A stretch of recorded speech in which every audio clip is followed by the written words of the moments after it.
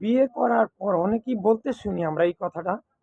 আপনি দেখছেন অ্যাভেলেবল মানুষ এই কথাগুলা বলে। যে কথাটা হচ্ছে যে, "এখন বিয়ে করছি, এখনই বাচ্চা নেব না। বা আর কিছুদিন পর নেব। সাথে, সাথে বাচ্চা নেওয়া যাবে না। পদ্ধতি ব্যবহার করব।" অথচ চিন্তা করেন এখনই বাচ্চা নিব না। তাইলে দেখা যায় বাচ্চা নেওয়ার মালিক তিনি হয়ে গেছেন। নাউজুবিল্লাহ! কত বড় আমরা মানি কমন সেন্স নাই আমাদের। একটু, একটু চিন্তা ভাবনা করেন। আমি একটি মুসলমান ঘরের সন্তান হয়েও আমি কিভাবে বলি যে আমি বাচ্চা এখন নেব না, ২ বছর পর নিব, ৩ বছর পর নিব।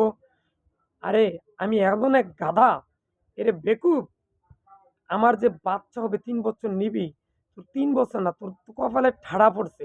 তোর কপালে এমন আছে তোর বাচ্চা নাও হইতে পারে। তুই কেমনে বোঝাচ্ছিস যে আমি ২ বছরের পর ছাড়া বাচ্চা নিব না, ৩ বছরের পর ছাড়া বাচ্চা নেব না। এই সাহস তোকে কে দিল? আমি কিরকম মুসলমান যে আমি বলছি যে আমি ২ বছর পর ৫ বছর পর বাচ্চা নেব। ওয়াল কাদরি খাইরি ওয়া শাররিহি মিনাল্লাহি তাআলা ওয়াল বাসি বাদাল মাউত। তাহলে আমি কি কথাটার উপর বিশ্বাস করলাম না? আল্লাহর উপর আমার বিশ্বাস নাই। কারণ কি আল্লাহ পাক বলল কি? যে জলে স্থলে যেখানে যাই কিছু হয়, আগামীকাল তুমি কি করবে? কোথায় যাবে? কোথায় তোমার মৃত্যু? তুমি কালকে কি খাবে? সবকিছুর ফয়সালা করেন কে? রিজিকের ফয়সালা করেন কে? আল্লাহ। কোন ভূমিতে কে কখন জন্মগ্রহণ করবে? কে মৃত্যুবরণ করবে? কোন সময় করবে? কয় তারিখে করবে?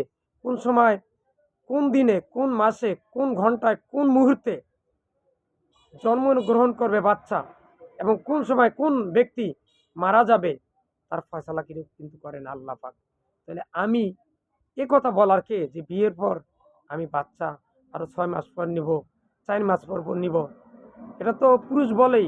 এবং যে মহিলা স্ত্রী, আমার বা আপনার যে স্ত্রী, সে কত বড় কমন সেন্সহীন, নিবুদ্ধি, বেকুব, সে বলে যে আমি ৩ বছর ছাড়া মা হব না, ৪ বছর পর ছাড়া মা হওয়ার চিন্তা ভাবনা আমি নেইনি এখনো।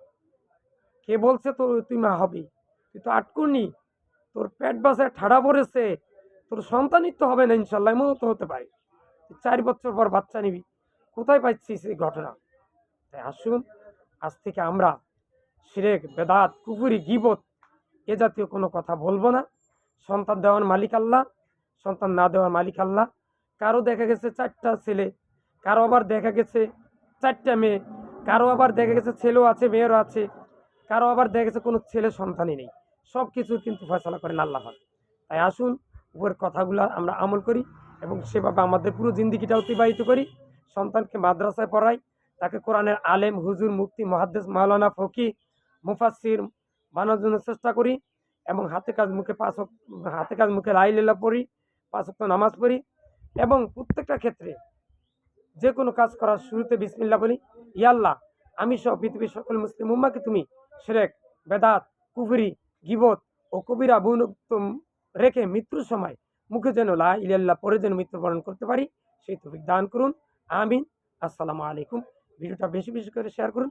ইয়া আল্লাহ ফিলিস্তিনের স্বাধীনতা দান করুন, কাশ্মীরের স্বাধীনতা দান করুন। আসসালামু আলাইকুম।